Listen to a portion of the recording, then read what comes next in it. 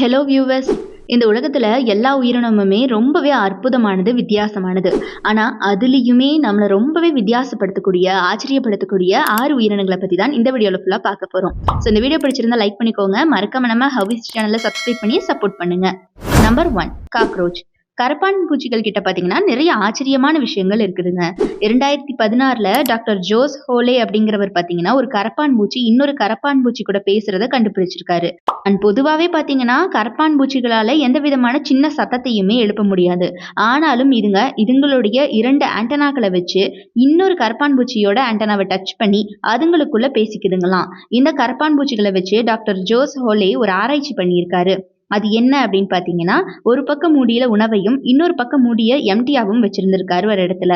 உணவு இருக்கக்கூடிய மூடிய பார்த்துட்டு போய் ஒரு கரப்பான் பூச்சி என்ன பண்ணுது, இன்னொரு கரப்பான் பூச்சி கிட்ட தன்னுடைய ஆண்டனாவால கம்யூனிகேட் பண்ணி இந்த விஷயத்த சொல்லுது. இப்ப எல்லா கரப்பான் பூச்சியும் சேர்ந்து உணவு இருக்கக்கூடிய மூடிக்கு போய் அந்த உணவை சாப்பிடுதுங்க.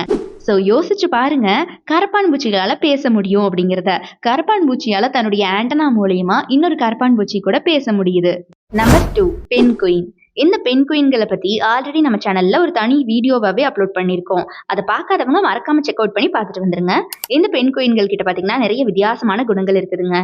உலகத்துல வாழக்கூடிய உயிரினங்கள்லயே பென்குயின்கள் தான் அதிக குளிரான இடத்துல முட்டை இட்டு குஞ்சு பொரிக்குது. இதுங்க மத்த உயிரினம் மாதிரி முட்டையிடுறதுக்கு கூடெல்லாம் கட்டாதான். தரையிலேயே முட்டையிட்டு தன்னுடைய கால்ல வச்சே முட்டையை அடக்காத்து குஞ்சு பொரிக்குமா. அதுலயும் ஒரு பெண் குயினால பாத்தீங்கன்னா ஒரே நேரத்துல 2 முட்டையை போட முடியுது அப்படிங்கிற பட்சத்துல அந்த 2 முட்டையையும் எப்படி அடக்காக்கும் தெரியுமா? பெண் குயின் ஒரு முட்டையையும் ஆண் பெண் குயின் இன்னொரு முட்டையையும் தன்னுடைய கால்ல வச்சு அடக்காத்து குஞ்சு பொரிச்சுக்குமா.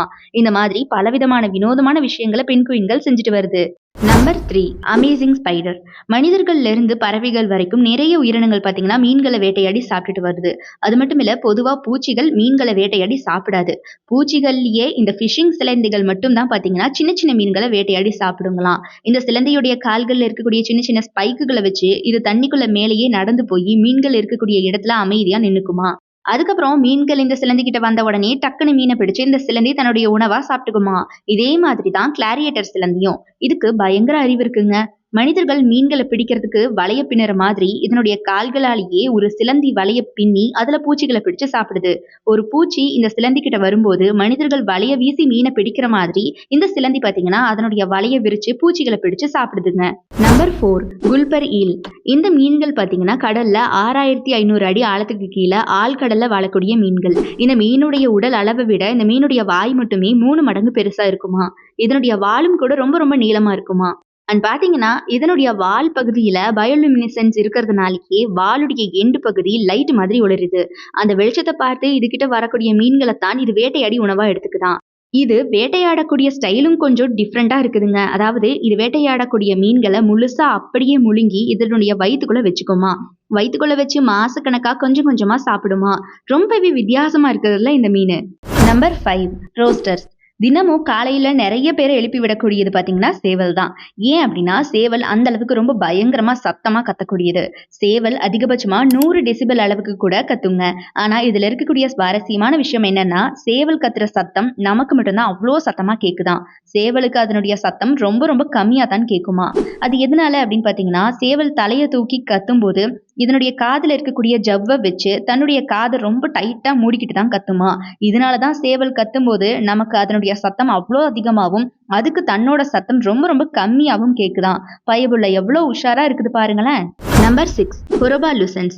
இந்த கம்பளி பூச்சிகள் கிட்ட ஒரு சூப்பரான விஷயம் இருக்குதுங்க.